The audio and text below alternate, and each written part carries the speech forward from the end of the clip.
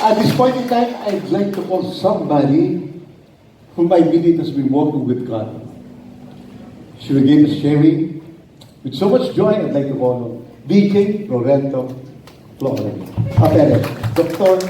VJ Florendo Perez.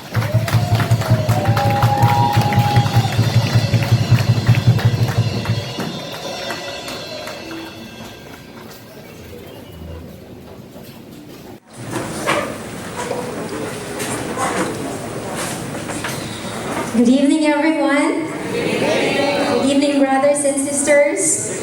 Good evening, Brother Pio, Sister Bebot, and Brother Bo. Welcome to the Bahamas. My name is VJ Florendo Perez. I am a mother, a wife, a daughter, and a practicing emergency medicine physician. I could consider ourselves, my family and I, as one of the newest members of the Light of Jesus Family Feast Bahamas. And we were so privileged and we were honored to be part of this group. Being here, I pledge to share with you the limitless blessings that we have just recently received. I, for one, since childhood, from the time of my childhood to my growing years, to the start of my career, to my married and family life, I witnessed a lot of blessings from the Lord.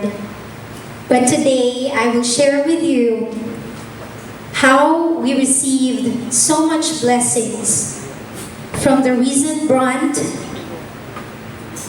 of Hurricane Dorian and after the brunt of Hurricane Dorian. It started from the time that our hospital, the Ram Memorial Hospital, was preparing for the hurricane. We were assigned from different roster, and I was assigned as a charge physician of the emergency room to manage the patients before the hurricane. And there would be other physicians who would be rostered after the hurricane. And there came who would be rostered during the hurricane. Who would man the emergency room during the hurricane? And it came down to two senior physicians to be chosen. One was Dr. Singson, and one was Dr. Perez, who was my husband. So, to make it fair, they made draw lots. My husband was already prepared to be on duty that time. He somehow anticipated and just got ready to pick that roster. And the draw lots came.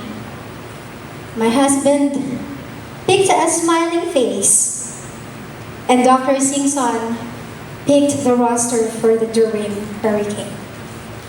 But at that time, my husband wasn't sure yet if that would push through because Dr. Singson was not feeling very well.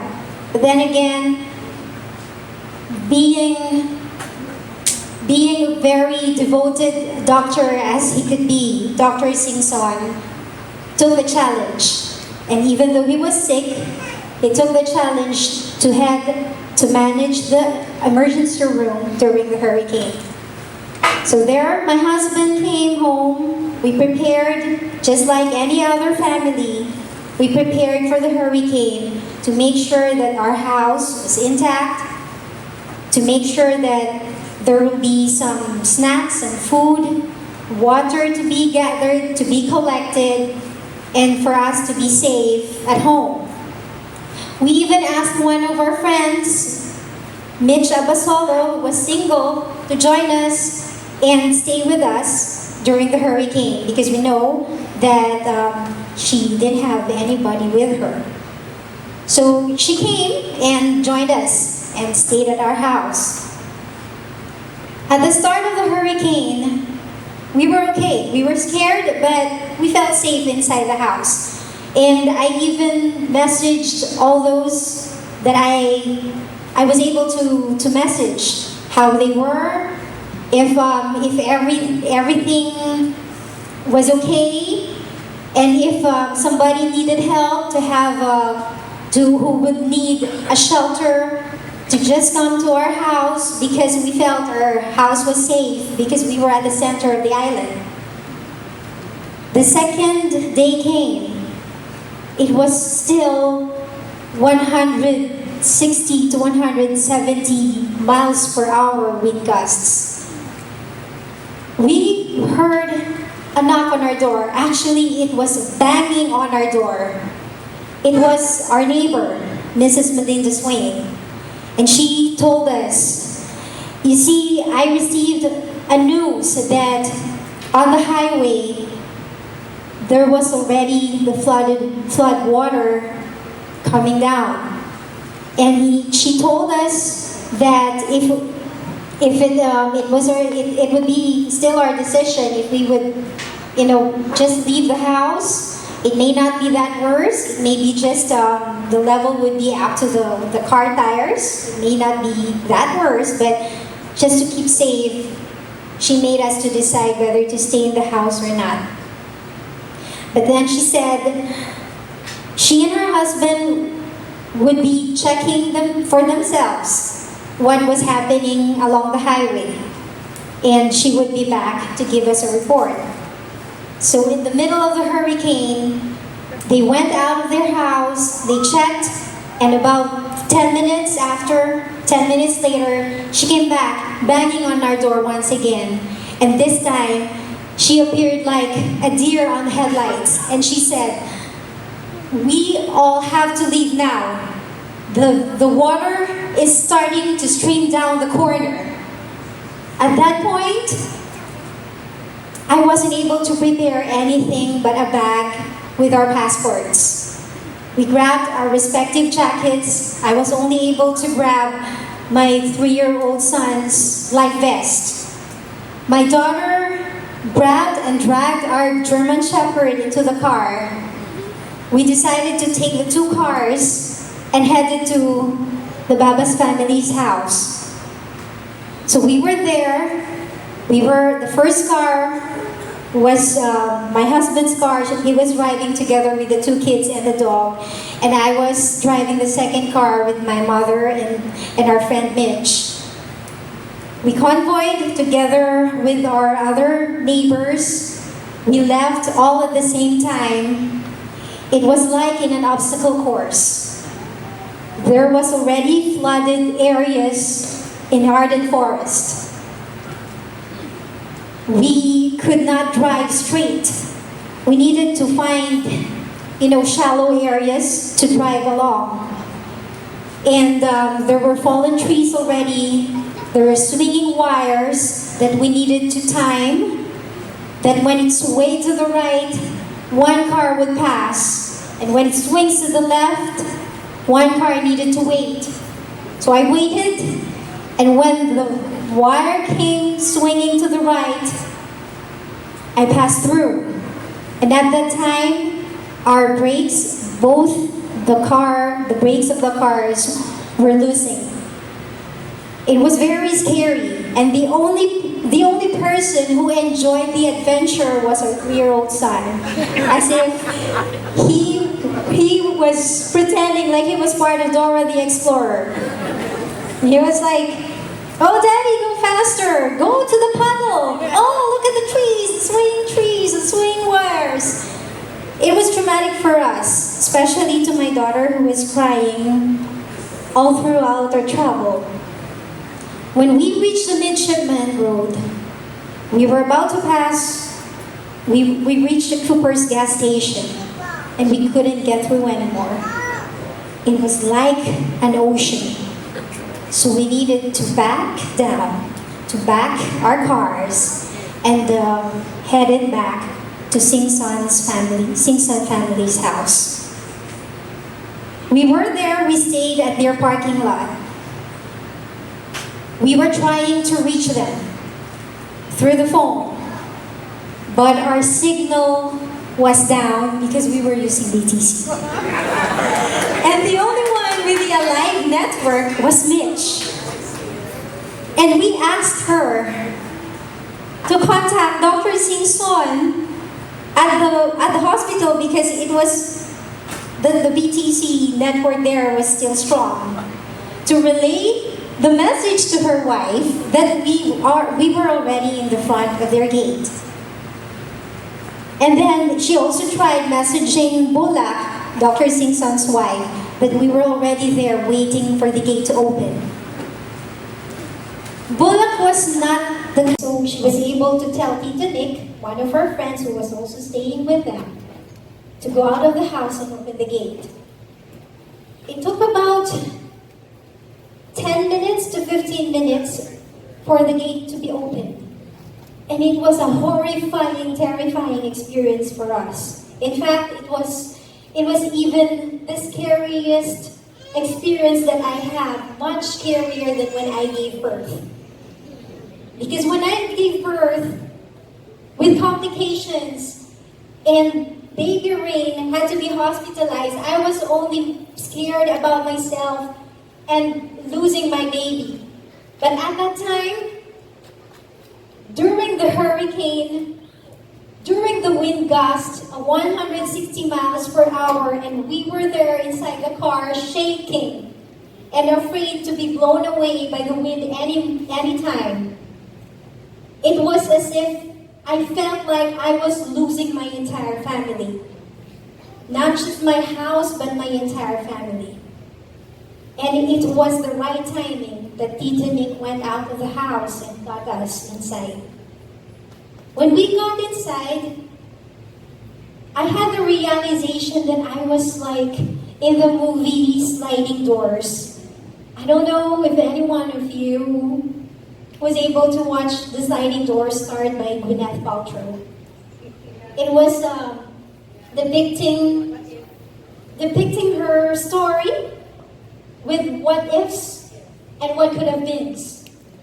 So I was already realizing what was happening and thinking what could have happened the other way. What if my husband picked the roster during the hurricane?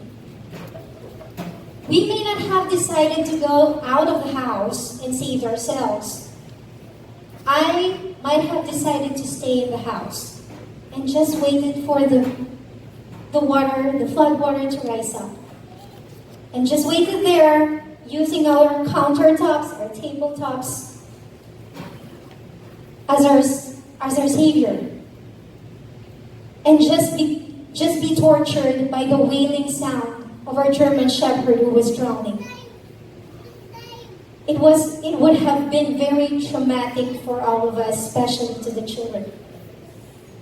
And what if our neighbor didn't care about us?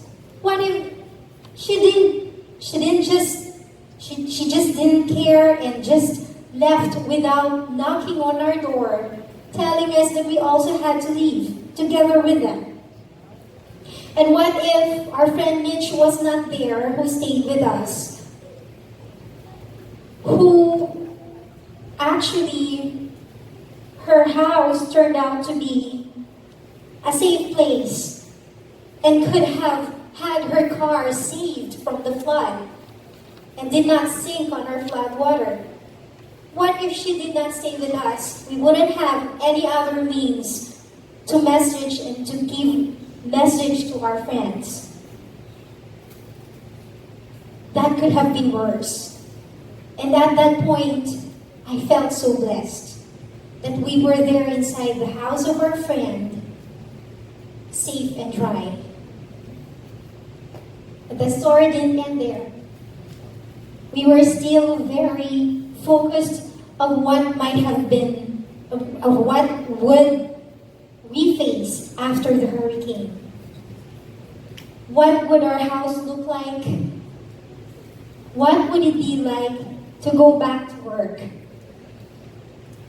And so, a day after the hurricane, When the rainfall subsided a little, but the wind was still blowing hard, we went out and went back to Arden Forest. And we saw the roofs of the house. Just the roofs of the house. And the roofs of the car. And nothing more. I was really, literally falling down on the ground when I saw it. We were already thinking, we were overwhelmed of where to start. How could we start again? And to deal with the work besides that. So it was like the day after the hurricane, waking up from a nightmare, but then you realize you were still dreaming and you're still in that same nightmare. It was horrible. And it was like one trial after another, because when we came back to the house, to our friend's house, our boss was already calling us and telling us that we needed to report to work at once. How could we do that? How could we do that? We were trying to explain to her about our situation. We were trying to request just even a day of compassionate leave, but we weren't granted. Why? We kept on saying why. We kept on asking why. But then, because it was a mandatory notice, we complied. We went to work. We reported to work with our 3-day-old clothes, not brushing our teeth, not washing our faces, not washing our hairs. We went there. And we were welcomed by our staff. And we were surprised that the entire Rand Memorial Hospital staff were all there. Regardless whether they were affected, or they lost their houses, or they lost a loved one, we were all there. So it gave us a relief, just a little relief, that everybody was sympathizing with us, was empathizing with us. We were still focusing what we needed to do with our house. We went back. We were still overwhelmed. I was asked to report back again to work the next day. I went back to work. I was ready to see patients. My first patient at that day was a male patient about in his 50s with a complaint of swelling in his legs and feet. So I told myself, oh, this is just a very simple case of cellulitis or drenched feet, because most likely he might have been there in the flood. So he came in, and he told me to check his legs and feet. And he also requested to check his chest, his scratches on his chest and tummy. So I asked him why, what happened?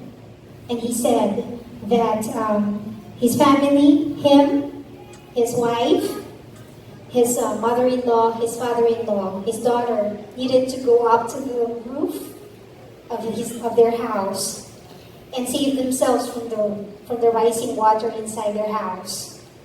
They were grasping, holding onto the railing to save their lives and not to prevent to fall. And he was also clutching his mother-in-law, who was very, very sick. And there was a swaying pole which kept on hitting his chest and tummy several times. That caused him the scratches on his chest and tummy. And then he started to cry. he felt guilty. He said he felt guilty because he accidentally lost his grip of his mother-in-law, who fell in the flooded waters. He was trying to save his mother-in-law. He was able to save and rescue his mother-in-law, but it was too late. She drowned and she died.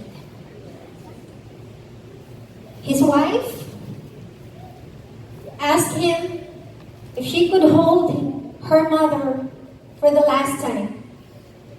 And she held her mother on the roof for 2 days. I cried. I couldn't control my tears falling down. I lost my composure and I needed to excuse myself in the consultation room. I needed to go to the tea room. My co-workers saw me and asked me why. I told them the story, and they cried together with me. We couldn't do anything, but it hit me hard. It hit me so hard. How fortunate I was. I went back home that night, told my husband the story, and we cried for a couple of minutes. And we felt ashamed. Shame on us that we were just thinking about our house, how we could tidy up our house, when this patient lost his entire house. Shame on us that we were worried about how we could wash our wet clothes without water supply. And this patient, he lost everything. And our other co-workers were going to work with borrowed clothes. And shame on us for thinking about the traumatic experience to our family without thinking that this patient lost a loved one. I was even fortunate that we had our kids sound asleep on the bed that night with our roof still intact, with our hurricane windows still intact. And I have my mom together with me, who was alive, who was healthy, who was ready to dance anytime, and who I can kiss and hug anytime I want, not just for 2 days, but for the succeeding days, succeeding weeks, succeeding months, and succeeding years. All I want. It was a turning point for us. We realized how fortunate we were and how blind we were, that we couldn't see the blessings given to us by the Lord. Not only that, we also had angels who was sent to us. The day that we were seeing the flooded areas in our neighborhood, we saw a neighbor across our house, and that gave my husband the courage to check our house together with him, and they literally went kayaking. They used a kayak just to pass through a street to reach our house, to reach our respective houses and to check our houses. There was one time when my husband and I were bringing out our heavy sofas and heavy couches. There was one car who came along and parked in front of our house, and came out 6 angels, 6 beautiful angels. Ate Ines, Sharon, Tita Joy, Ate Wilma, Ate Judith, and Ate Nitz. They were there. They asked us, they were very concerned. They asked us how we were and how we did during the hurricane, because everyone was trying to message us how we were, but we couldn't receive any text message, any calls because of our poor signal. That point, it was very touching. You guys, we couldn't really tell you how touched we were when we all saw you. And much more, it was a bonus when those girl power helped us lift the couches out of our house. And then after that, in the afternoon, it was the boys' turn. It was Carl and Wilmer who helped us bring all the furnitures back into the house. And not only that, also those who volunteered, we were surprised. Those helping hands in cleaning our house, Joel and Ethel Babas, Babo Brigado, Dr. Almira, who brought all their equipments and portable generator just to help us tidy up the house and sanitize the house. And of course, those our close friends who we considered as family. From the time we needed shelter, from the time they were making hot meals for us every single day, 3 times a day. And the same persons who stick by us until now, who made sure that even though we don't have any power yet, we still have to be together, to share our dinner every night. Sing-Son family, Baba's family, Bob, Tito Nick, and Mitch. You were all angels, and you were instruments of the Lord. And you guys led us to where we are now. We are safe, we are alive. And if you guys will ask me if we are okay, yes, we are okay. We're getting by. We still get tired, we still get exhausted, we still get overwhelmed. But at the end of the day, we have God. We are only holding on to Him. Only to Him. We give our entire faith to Him. Because He's the only one who can make all things impossible possible. Because He is the most powerful, the Almighty. And of course, only God Himself is limitless. Let's give our share of Dr. VJ Florendo Perez a round of applause for a boldness to share God's limitless grace and mercy.